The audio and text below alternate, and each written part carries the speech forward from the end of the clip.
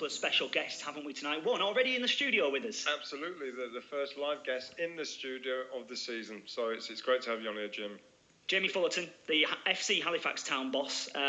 You're going great guns at the moment, aren't you? You must be loving life. Well, the boys are. The team is. Fortunately or unfortunately, I don't play anymore.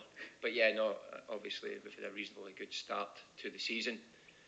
And we're looking to continue that in a difficult month. I think if you look at the National League, they load it at the front of the season. So by the end of September, we'll have played a third of our league fixtures, which then, as you look at that, in 2 months to do that, is a big demand.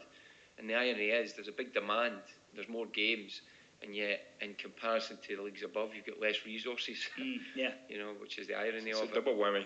Yeah, it is, and it's important that, you know, we made the conscious decision, Phil Hughes and I, my assistant, at the end of the season, the importance of starting quickly.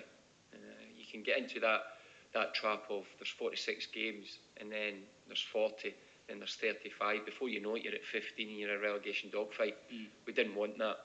So it's that old adage, get as many points on the board as early as possible and ride momentum. It's quite smart that though, isn't it? Because of the weather and because of some of the pitches you guys might have to play on, it's quite smart, isn't it, to cram a lot of games in early on in the campaign with the weather, especially the way it is at the moment, and injuries. I suppose it helps on that front as well. Yeah, but if you think on that and playing devil's advocate and add balance to it, 7 games in a month, 2 months in the National League, which has, like any other League 2 or League 1, you know, there's long trips, a lot of travel, and there's a big demand on your resources when you've got limited resources and still looking for match fitness, to be fair.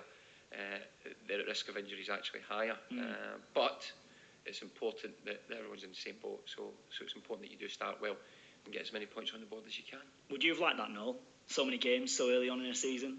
Cracking on, getting on with it? Yeah, I didn't mind it. You know, I think when you're winning games, you know, you don't mind, you know, when you play because, you know, your confidence is boosted. You don't really feel that fatigue from games and travelling as much, and you're just looking forward to the next game. And I think it's when you don't start off well that it becomes a bit more of a grind. You know, the changing room's a bit different. The whole atmosphere around the ground is different, and you know how important and, you know, the pressure is to get that first win under your belt. But no, I mean, times have changed now. I mean, they complain these days, a modern game football player, of, you know, games over Christmas. I mean, we used to play, you know, 1 every 2 games. You know, 6 days it'd be like the first and then the third FA Cup.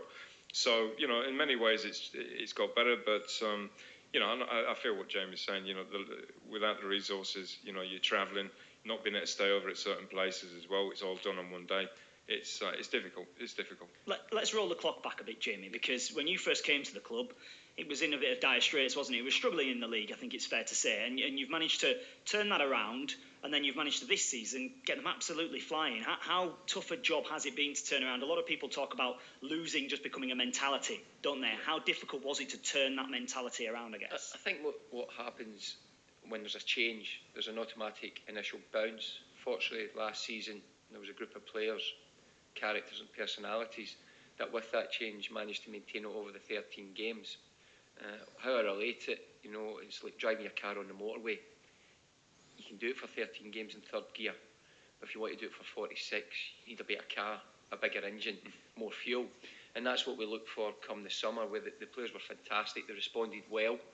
It was a challenge for me personally, going at the time from used to contact time, full time, their time's my time, so whenever we wanted to start in the morning and finish, it was depending on what we had to do.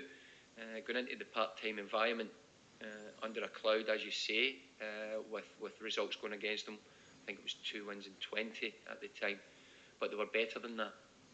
Having watched them a dozen times throughout, I knew the group of players individually and collectively were better than that, and it was just trying to simplify it, get a plan. Hopefully they understood what you were asking of them, and then their attitude and application to implement it resulted in them gaining. And it's that cycle. When you get a result, when you ask someone to do something, they believe you. When they believe you, they trust you. When they trust you, you tell them grass is pink, and then you influence from there. And even when they question why do you say grass is pink, I say it's the way the sun's shining on it. so therefore, there's buy-in. And once you get buy-in with a group of players that are willing to go to the well every time, every game, you get a real genuine opportunity and chance to win games. And that's what happened at the end of the season. And fortunately, we've carried on this season, but it's a whole new group. And the lower